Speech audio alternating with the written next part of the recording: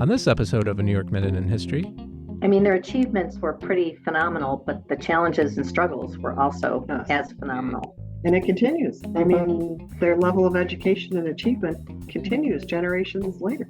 Now, instead of just saying the location name of a school, now we're telling the story of a person. we learn about one family's efforts to integrate schools in the western New York city of Lockport in the late 19th century. It's coming up right after this. From the Irish invasion of Canada to the early days of the movies. If you are interested in broadening your understanding of New York State history, then this is the podcast for you. I'm Susan Hughes, historian and archivist for the William G. Pomeroy Foundation, a proud sponsor of A New York Minute in History. The Pomeroy Foundation is a philanthropic organization based in Syracuse, New York. One of our main initiatives is to help people celebrate their community's history by providing grants for historic markers and plaques. Here in the Empire State and across the country, we support a diverse range of marker programs that include commemorating food history, civil rights, folklore, and sites on the National Register of Historic Places. As the nation's leading funder of historic markers, the Pomeroy Foundation has awarded over 1,800 grants since 2005. To learn more about the Foundation's grant programs, visit wgpfoundation.org. That's wgpfoundation.org.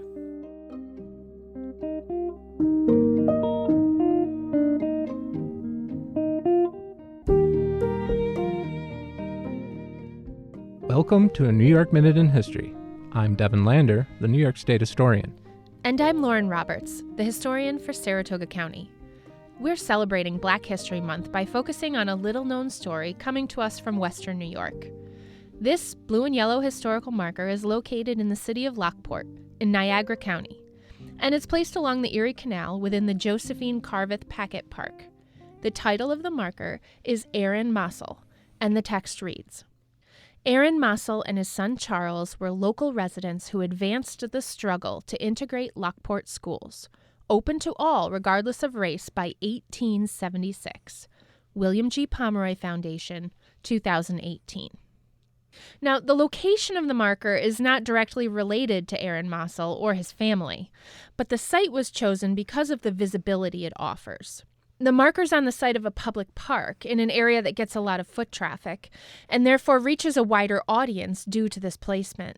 Hopefully people visiting the park will see the marker and want to learn more about Aaron Mossell and wonder why they haven't heard that name before. So Devin, who was Aaron Mossell? And maybe before we get there, how do we pronounce the name? Well, that's a great question, and I think our two guests, Heidi and Melissa, have told us that in Lockport it's actually pronounced as Mossell, while the family pronounces it Mossell. So we've chosen to go by the family and call the family the Mossell family. And this isn't uncommon, right? I mean, we know lots of times when there are family names that are pronounced different ways depending on where you're from. So we're choosing to pronounce the name Mossell as the family does. I'm Melissa Dunlap, and I have been with the Niagara County Historical Society almost full 33 years, 29 of them as the executive director. My name is Heidi Ziemer. I am the Outreach and Digital Equity Coordinator for the Western New York Library Resources Council. In my job, I work with our libraries and archives with their special collections, and one of the things I try to do is connect educators with primary source materials from these collections. And I had a group of teachers I was working with the year that I went to Melissa and was asking for information. I think I started out asking for information about the Erie Canal. Yes. And she mentioned about the Mossell family, and I became hooked. Aaron Mossell, he built the commercial hotel in Lockport. And we actually have the arch that went over the doorway that has his name. And Nathan was Aaron Sr. and Eliza's son. Yes, one of them. They also had Aaron Jr. and Charles. There are articles about Aaron Jr.'s early law career and the fact that he was defending people very successfully. And then the granddaughter, Aaron's daughter, Sadie Tanner Mossell Alexander, she was the first woman in the country to get a PhD in economics. And then you go down to the great-grandchildren, Dr. Ray Alexander Binter. She was vice president of Manhattan College. Her first cousin, Dr. Lee, he was the head of cardiology at Yale Medical School. Has anyone ever written a book about this family? I would hope somebody would. We've actually been trying to figure out a way that we could get a project. A cousin of Aaron Mossell Sr. was the scion of a very prominent African-American family, but they didn't start that way. He was born in Baltimore, Maryland in the mid-19th century during a time when the vast majority of African-Americans were enslaved. But he wasn't. And why was that? Well, it was because his grandfather, who was enslaved, purchased his own freedom and the freedom of the rest of his family from his enslavers. So he was a free black living in Baltimore. He was a brick maker. So that's who he was. He married Elisa, and they moved their early family, where they had their first 2 children in Baltimore, and they moved their family to Canada. And why was that? Well, because of the 1850 Fugitive Slave Act, which caused a lot of consternation among free blacks everywhere, but certainly in a place like Baltimore that was part of the South, enslavers were going to come and take them into bondage, whether they were free or not. One of the other reasons that the Mossell family moved to Canada was that Aaron Mossell placed a heavy importance on education for his children, and he felt that the education provided to them in Canada would be much better than what was available in Baltimore at the time. So he moved his family. This is the mid-19th century, around the time of the Civil War, and his family lived there for a period of time. And we're not really sure what happened, but there was some sort of situation with a land deal that went wrong. Entailment, I think, entailment laws. Yes. The British entailment laws. A woman claimed back the property that Aaron had been living on. She certainly gained because it was an unimproved property when he bought it, and he built the structures, the house, the barn, and then all of the contents also became hers. Any contents in the house. Unfortunately, the Mossell family was forced to give that up, and they ended up moving to Lockport. The only thing he had was a horse that he had sent to the blacksmith to be shoed. He sold the horse, so that's how they wound up in Lockport, New York. From there, he was able to buy a brickyard that belonged to Mr. Trowbridge, and he eventually worked up to almost 50 workers and had a really prominent business. But he also was an extremely well-educated, thought-out person, and he was an activist. The 2 AME churches that were in Lockport had split, and he made the concerted effort to get them to compromise and join as one congregation again. He also was a philanthropist because he donated bricks, some in Hamilton, Ontario. He donated the bricks when the AME church was rebuilt in Lockport. One of the things that we find in searching New York State historic newspapers is that Aaron Sr. served as a juror in the municipal court system. He participated in the county fairs and won some recognition for his cornice work. You know, they were a part of life. He was very respected. The family was very much respected in the community.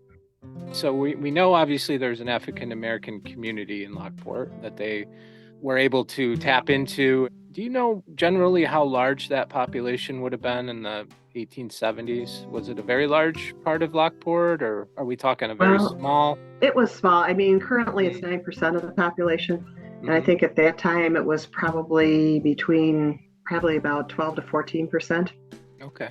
But because Lockport was a Quaker community during the fugitive slave law, twice they tried to capture freedmen in Lockport.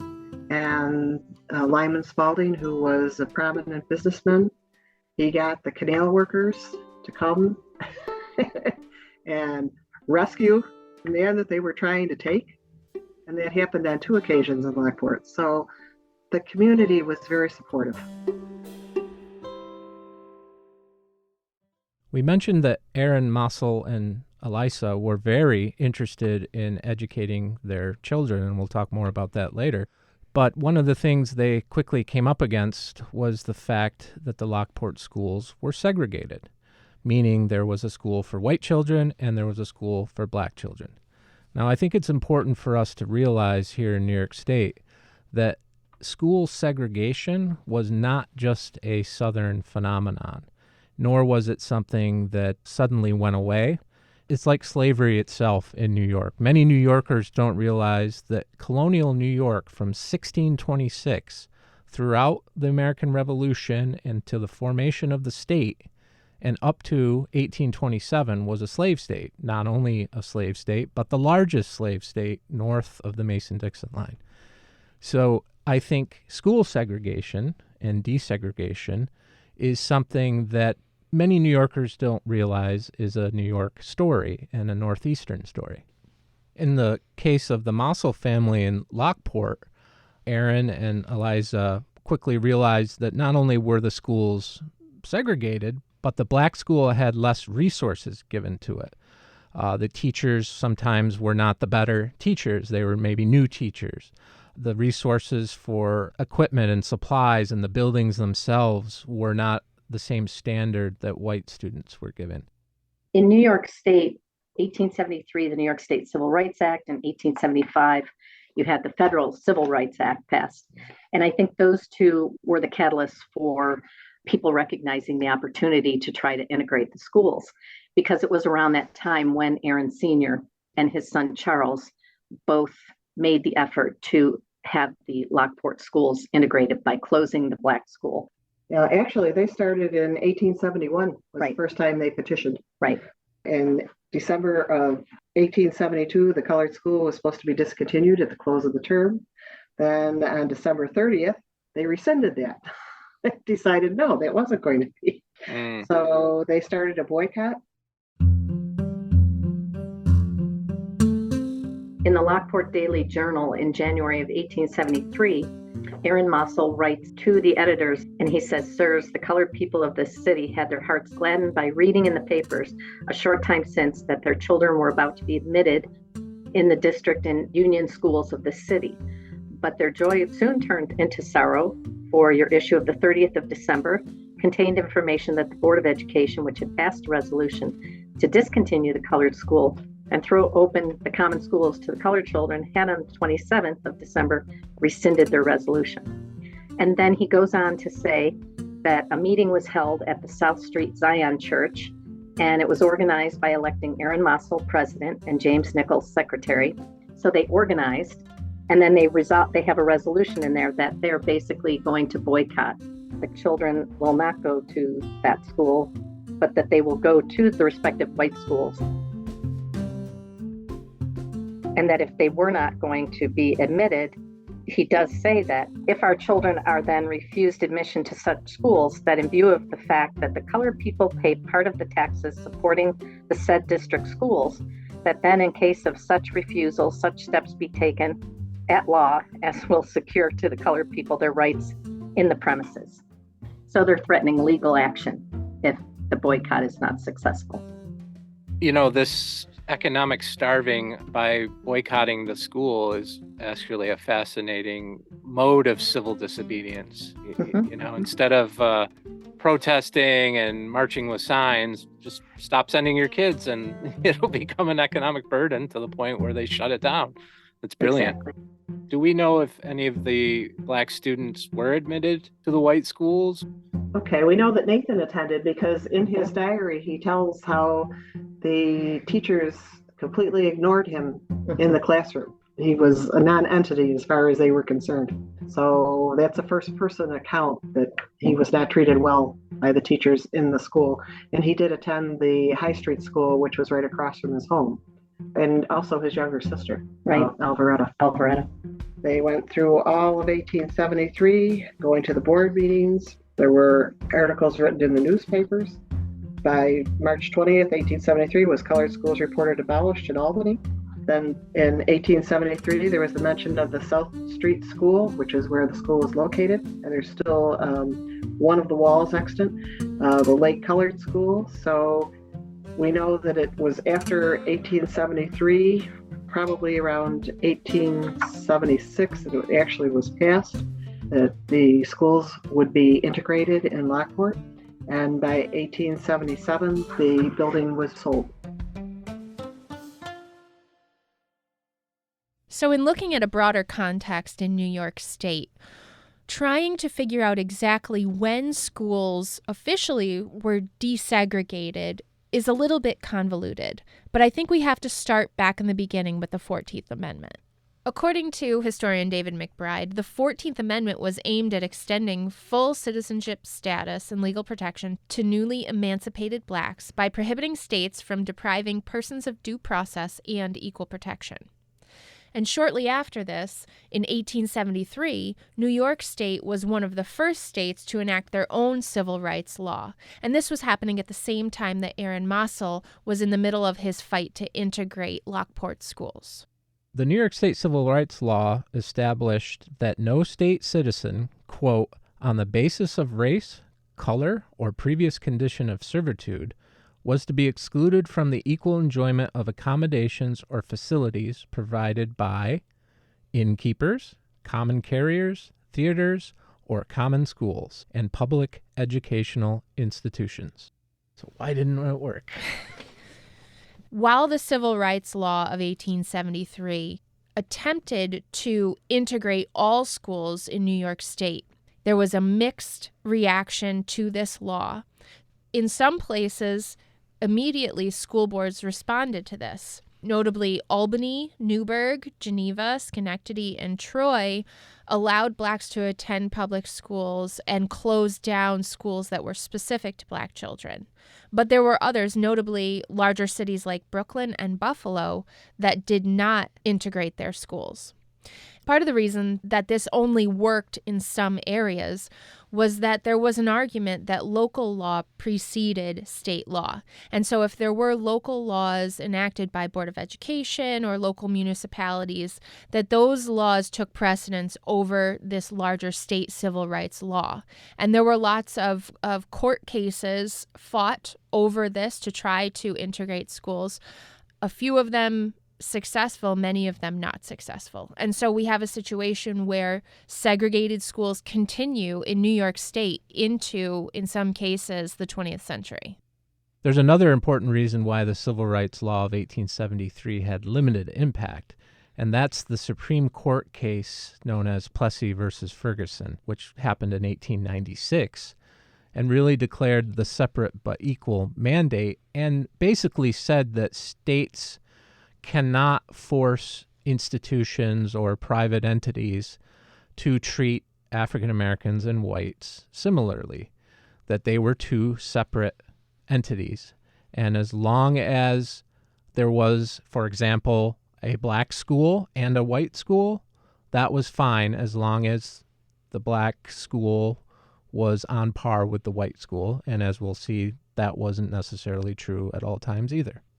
So you had Plessy versus Ferguson in 1896, which really weakened the Civil Rights Law of 1873 and gave local municipalities and local school boards the ability to say, we are providing a black school, so therefore we are adhering to the Supreme Court's case. It really wasn't until 1954, with the court case Brown versus Board of Education, where the Supreme Court declared that separate but equal was not constitutional. And that was the official legal end of segregated schools in the United States. And part of this is the reason why segregation of schools beyond legal segregation continues to this day in New York State. I'll note a 2021 article from the Albany Times-Union with the headline that says, nearly 70 years after Brown decision, New York schools still separate and unequal. A lot of this article is based on a UCLA report that came out in 2014 that suggests that New York schools to this day are the most segregated in the United States for African American students and the second most segregated for Latino students, only to California. So why after all of these decades, after Brown versus Board, our New York schools still heavily segregated, even though not legally so, but they remain heavily segregated. And that's for a variety of very complex reasons. Certainly racism is a big part of it, but also socioeconomic reasons, redlining, which really barred essentially African Americans from settling in certain communities and only allowed them to buy houses or rent apartments in certain parts of cities or certain parts of counties. All of this played into why the schools remain segregated, but it's also because of the distribution of resources. What we've seen over the decades is that the schools that are predominantly white in New York State, the per student resources are much higher than predominantly minority schools. The state did attempt to rectify this situation in 2006 with the establishment of school formula aid, which was a formula that was supposed to balance socioeconomic backgrounds so that schools located in poorer parts of the states received more funding from the state than schools in wealthier communities. This has been problematic for a large reason because the state essentially withheld billions of dollars in formula aid during the recession of 2008 and 9. Governor Hochul has declared that she will be distributing that funding, over $4 billion, to school districts around the state. So hopefully that makes a difference. An example of how segregation has worked in the 20th century in New York is really the formation of predominantly white suburbs around the urban centers, including New York City with Westchester County and Long Island. Long Island is known as the birth of American suburbia, with Levittown and the establishment of the suburbs there, which were, again, predominantly white. Again, there was redlining that did not allow African Americans to buy houses in these places. And as a result, you have white communities and you have communities of color. So Nathan became a physician. Yes, Aaron Jr. became an attorney, correct? correct. Charles was a reverend. Also, Charles was a missionary to Haiti, and then he authored the book on Louis Toussaint Louverture, the leader of the Haitian Revolution. He wrote a book about his life. Oh, wow. It's still the definitive book. So it's certainly a legacy of success. I mean, their achievements were pretty phenomenal, but the challenges and struggles were also as phenomenal. And it continues. I mean, their level of education and achievement continues generations later. Aaron's children create a legacy for the Mossell family that is truly amazing for any family. His son Nathan went on to become the first African American doctor to graduate from the University of Pennsylvania. He continued on to create the first African American hospital in that city to treat specifically African American patients. His son Aaron Jr. went on to become the first African American attorney to graduate from the University of Pennsylvania, and it even extends down beyond that generation. Aaron Jr.'s daughter, Sadie Tanner Mossell Alexander, became the first woman to receive a PhD in economics. She then went back to school and passed the bar and became a civil rights attorney who would go on to serve on 3 presidential commissions. There is an elementary school now named after her in Philadelphia. The Pomeroy marker was part of a much larger project. We were trying to get the North Park School renamed because Aaron Mossell, his brickyard was actually on that property. It was the only elementary school in Lockport that wasn't named for a person. It was just named for the location. And we thought that this was the perfect, we just thought it would be so easy. It was a no-brainer. But no. So there was some dissension in the community. I think an important thing is that I'm sure that a lot of those board members at the time probably didn't even know who Aaron Mossell was. What we wanted to do was bring attention to not only integration, but also the entrepreneurship of the family. So the marker was part of it. There's now going to be a park, the Aaron Mossell Park. And we were also going to do a trail because he donated so many bricks for different buildings all the way up into Hamilton, Ontario. That was why we started this whole project and why we got the marker. While Aaron Mossell's name was very prominent while he was alive, it seems that the city, as often happens, has forgotten his name. In 2011, the idea of renaming the North Park School came about to honor Aaron Mossell. This was a long-duration effort by members of the community to recognize Aaron Mossell's commitment to education and to bring his name back to prominence by having his story more broadly known, especially by school children in Lockport. As part of this effort, Melissa applied for this William G. Pomeroy funded marker to help bring awareness to the Mossell story. And that's part of the reason they chose to put this in a public place where there would be more foot traffic and the name would earn more recognition. And not unlike Aaron Mossell's story, they were also successful after a decade of fighting to get the school renamed the Aaron Mossell Junior High School. Now, instead of just saying the location name of a school, now we're telling the story of a person. Bringing these lesser-known stories to light within communities is one of the most important things that public historians do. Yes. We all have stories like this within our communities, and it is the job of municipal historians and historical societies to find these stories and bring them back to the surface. The story of Aaron Mossell Sr. and his family and the integration of the Lockport schools is, again, an important story in and of itself. They were ahead of their time. They used civil disobedience in a way that was successful, that engaged the rest of the community. They were able to access the white school for their children. And as we've spoken about, this has led to a long legacy of educational achievement. It was really the result of this struggle where Aaron Mossell said, "My children deserve the same opportunity for education that anybody else's do."